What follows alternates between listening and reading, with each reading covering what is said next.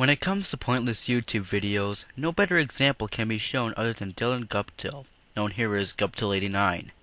He nitpicks about stuff from today's technological advances to corporate logos changing, and even as far as saying that swearing in game reviews is a bad thing. However, Guptill gained notoriety from a very particular video that he made. It's this video that I will commentate on for you guys. This is my commentary on Guptill's top 10 hottest Sonic females list. And trust me when I say that I'm not going to be looking forward to this.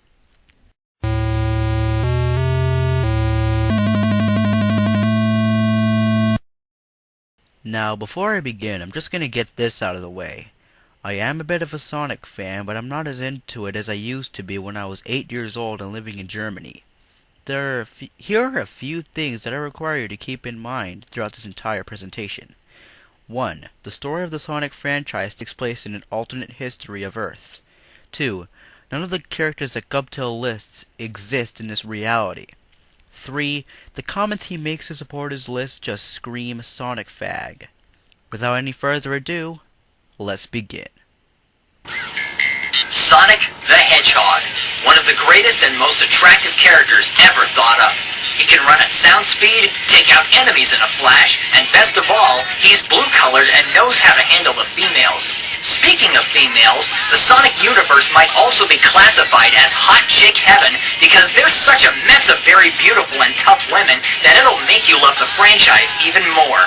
And since Valentine's Day is around the corner, I've been inspired to make a top 10 list of the most beautiful female Sonic characters. Grab yourself a snack and a glass of orange juice and try not to reach through the screen because here we go! Get ready, because we're in for one hell of a train wreck. Number 10. Try this question on for size. Who chases and hugs Sonic all the time and wields a powerful hammer? Why, it's Amy Rose, of course. Though more of a cutie than a hottie, you can't deny the fact that she's still attractive. Guptill, Amy is only 12 years old, and with you being your age, saying that she's attractive makes you sound like a pedophile. I hope you realize that. Two things that make her attractive are the fact that she wears a dress, and when have you ever seen 3 big, very smooth arcs of hair sticking out of a person's forehead? I haven't. You've gotta be kidding me. You placed her on this list because you like her hair? Okay, so you have a child fetish and a hair fetish? And you said that swearing was bad! So, once again, Amy Rose is lovely. That is, until she goes berserk and starts hitting stuff with her hammer. I just wish that she existed so that way she could use her hammer to knock some sense into you, because apparently she hasn't done so already. Who's at number 9? It's this alien plant girl from a distant planet, Cosmo from Sonic X. Oh, well, that's even worse, because she's younger than Amy Rose. Why are you so attracted to very young minors so much, Guptill? Tell me. She arrived on the character's planet to deliver a message saying that the galaxy was under attack by a force called the Metarex. She doesn't do much except tell people to stop fighting and focus on the real matter at hand. So she's basically a pacifist. Well, there's nothing wrong there, besides from the fact that you labeled her as hot, which according to some dictionaries, including the one I have on my laptop, is slang for being physically attractive or arousing. You, sir, are a furry. The real reason she lands at the number 9 spot is that she becomes Miles Tails Prower's sweetheart, something Tails needed for a long while. Maybe to you it's alright, but considering that Tails is only 8 years old, the statement that Tails needs a sweetheart and having it be the reason that you placed Cosmo on this list is really backwards and opposes the canon of the Sonic franchise altogether. If you're a rational Sonic fan, such as myself and so many other people, you would realize that, but seeing that you didn't, well, you can fill in the rest of the blanks yourself. Numero 8. Alright, I'll give you credit that you at least have some knowledge of the Spanish language, but you don't need to put that knowledge in every list you make. Hell, I know a bit of Russian, yet whenever I make a rant, I don't just suddenly say "Lildidoshny ponimach, tomartobatsia k chemu libo prosto prezrenia." I won't criticize the fact that he pronounced Spanish entirely wrong, because I can understand that he does not naturally have a Spanish accent. Just like me, how I don't naturally have a Russian accent. It's more of a Spanish natural accent. But still.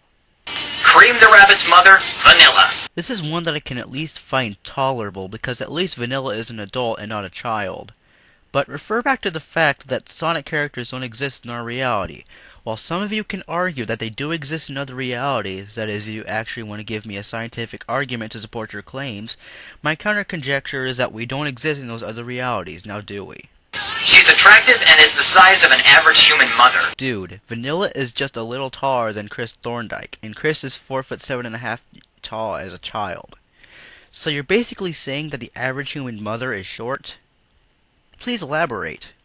What really surprises me about her is that the leader of Team Chaotix, Vector the Crocodile, falls in love with her. Kinda silly, don't you think? No. She's another character that doesn't do much, but in a Season 3 episode of Sonic X, she helps Chris Thorndike get into space to fight the Metarex along with Sonic and friends. What number's next? I don't know, 5. 7, of course. Yeah, you shouldn't even have bothered asking what number comes before 8, Guptill. We're not idiots. Wave the Swallow from Sonic Riders. People always root for the good guys, but sometimes the bad guys steal the show. Her mechanical IQ is equal to Tails. She also happens to be the smartest member of the Babylon Rogues. I wonder why she isn't the leader. Because Sega made it that way and there's no changing it unless Sega says so. Also, saying that you have to be the smartest to be the leader of a group is kind of a logical fallacy. Because if this was the case for everything, then Sega would have made Tails the leader of Team Sonic. Like Jet the Hawk and Storm the Albatross, her specialty is riding the airboards called Extreme Gear. With 2 very long and smooth feathers extending from her head to her calves and droopy eyes, Wave will rock your socks. That is, if you want to sound like a furry fag. If only we could see her take wing. Numéro 6. French? Really? Come on, dude, just get to the point and stop exhibiting your knowledge of foreign languages all the time. More power to you that you know this, but not a lot of people on here are interested in that kind of thing. Case in point, my Foreignese episode 1. It featured me speaking in Latin, German, and Spanish, yet not many people cared about it. But don't get me wrong though, I'm not an attention whore at all. But the point I'm trying to make is that if you try to speak a different language in a list like this, it just makes things absolutely unnecessary. Tikal the Echidna from Sonic Adventure 1. Named after an ancient Mayan city of the same name, Tikal is the daughter of Chief Pakakamak. She's yet another character that hardly does a thing, except beg her father to stop being so greedy. She also traps herself inside the Master Emerald so that the water god Chaos doesn't rain terror upon the land. I'm not going to sound like a Sonic prick here, but Chaos is not a water god. He is a water creature. There is a major difference between the two, but then again, I'm just nitpicking on this. When you're the daughter of a person in the highest power, you need to look your best. Who says? Other than you. And Tikal delivers perfectly. That's why she's number 6. Aesthetics do not make the attractiveness of anyone, nor anything. Number 1, 2, 3, 4, 5! Was that really necessary? Was it? Mina Mongoose from the Sonic Archie comics. How could you go wrong with a girl who looks like this? She could run nearly as fast as Sonic, and she went from being a freedom fighter to being a pop star singer. Oh, well, at least she's better than our pop singers that we have today. Next to Princess Sally, she looks more humanoid than the other characters. Who could top someone who has long mauve hair? Again with the hair. Look, judging people as pretty or ugly based on their looks is wrong in my eyes. I judge people about what they say, how they say it, when they say it, what they do, how they do it, and when they do it. It may seem like a lot, but believe it or not, it's incredibly simple, Guptill. Maybe you understood that this list wouldn't have even existed. This female standing at number 4, Blaze the Cat. One word, pyrokinesis. How would you like to have that superpower? Oh yeah, I'd sure love to have that superpower, cause then I could use it to burn your ass off, and I would definitely enjoy that. I mean, Blaze could play around in the Himalayas for hours and she would be perfectly fine. Also, her 45-degree ponytail makes her look like a Native American. Hair. What the fuck? You honestly gonna bring up hair again? You know what? Fuck it. You guys should take a drink every time he mentions hair. I really love the fact that her love interest is the telekinetic hedgehog Silver. No, Sega never said that. What, they can't just be friends? You need to judge whether or not they're a couple? Good God, this is as bad as Disney crossover couples made by furry perverts here like you on YouTube. The combination of mind-moving and fire superpowers make these two a reliable couple. But what really lands Blaze in the number 4 spot is that her attitude is apparently more different from the other females. How? Can you please elaborate on that? How is her attitude completely different from the other Sonic females? Next up is number 3. What's better than having a female with cascading quills? How about a female with cascading quills and hair? You know what? Sitting through this video and getting to this point feels like you're enduring the 9 regions of hell while you're pouring hot sauce down your pants and being spat at by fire while having overheated toe warmers on your feet and trying to walk across a tightrope that is 2 stories above the opening of a bottomless pit of fire and brimstone. If Guptill honestly thinks that his list of hot Sonic females is not as bad as swearing in game reviews, then it's safe to say that he is by far the biggest numbskull I've ever seen on YouTube. And that's one hell of an accomplishment considering that he is an adult and not a little kid. Julie Sue, the Echidna, another Archie comic exclusive, has that feature. She's smart, knows exactly what to do as a freedom fighter, and even trained Amy once. She's also the girl of Knuckles' dreams. Lucky him. Her older self in the series, Mobius, X years later, is just downright hot. Just look at that long ponytail. Now we're talking! Oh, so her hair is just enough to make you have an orgasm, Guptill? Your hair fetishism is erroneous to a lot of people. Don't blame us because you have more haters because of that statement. Number 1, 2, button my shoe! Princess Sally Acorn. There's a lot to say about this character. She's the heir to the throne, Sonic's first official romance, the only character that used to not wear clothes, brave and athletic, the most humanoid character, and is like a mother to Tails. In the TV show Sonic Sat AM, one freedom fighter, the cowardly Antoine, constantly tries to woo Sally but doesn't succeed because he's a coward. The princess is also a semi-perfect example of an excellent love interest, although there were a couple of times when she really snapped and acted like a lunatic. In the comics, that is. But overall, Sally Acorn really stands out amongst the slew of females, not just because she's Sonic's first official love interest, or because she's the only one who didn't wear clothes, but because in the comics, she grew very long hair. Stop masturbating to hair! God damn! And married Sonic in the future, becoming the Queen. So, you've seen a pyrokinetic cat, a swallow, 2 gorgeous echidnas, and even a princess.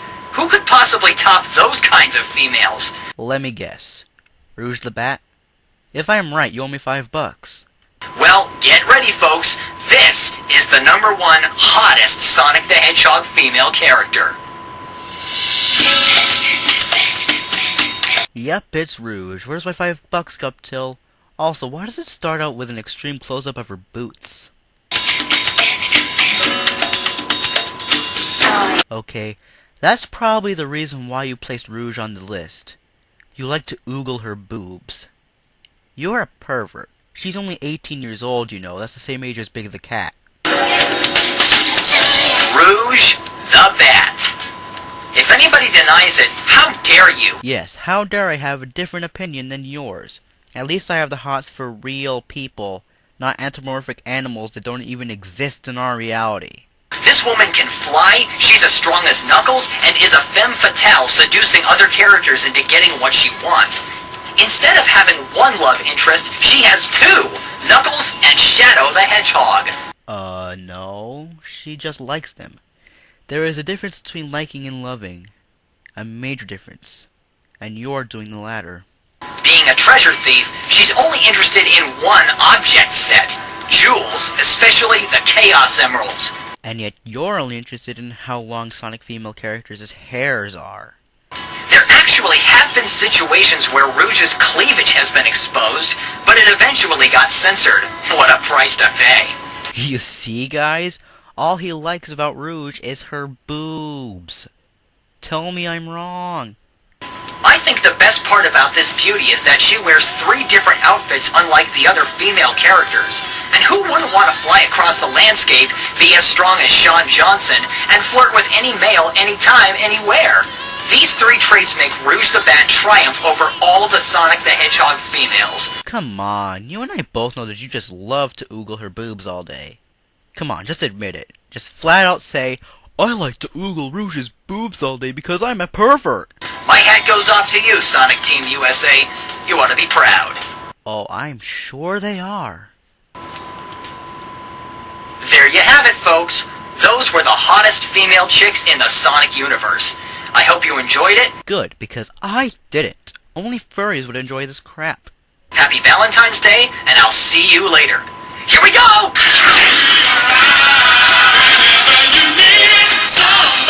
I'm skipping the credits. I've had enough of this damn video.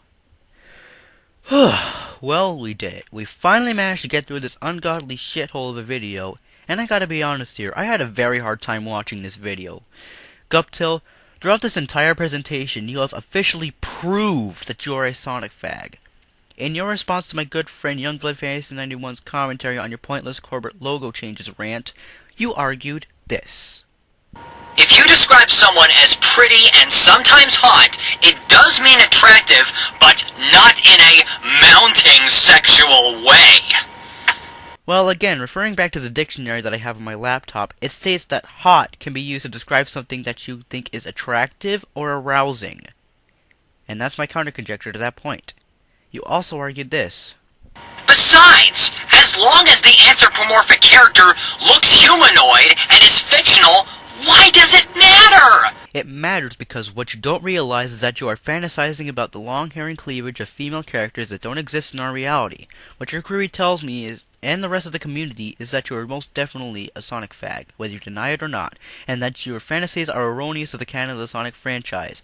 You are perverted, you find young girls attractive and thus makes you sound like a pedophile, and you love to oogle Rouge's boobs. I think that's enough evidence to declare you guilty of being a furry and a Sonic fag. For one last time, my good friends and supporters, let me remind you that this man was the same man who decried swearing in game reviews. Well, swearing is lower compared to this shit. And that concludes this commentary. I melted my brains for you guys just to keep you entertained. Guptill, I hope you're fucking proud of yourself. This is Space Guru 5. I'll see y'all later. My next commentary will focus on one of Guptill's rant-directs. Stay tuned for that. Have a nice day, everyone, because I sure as hell didn't.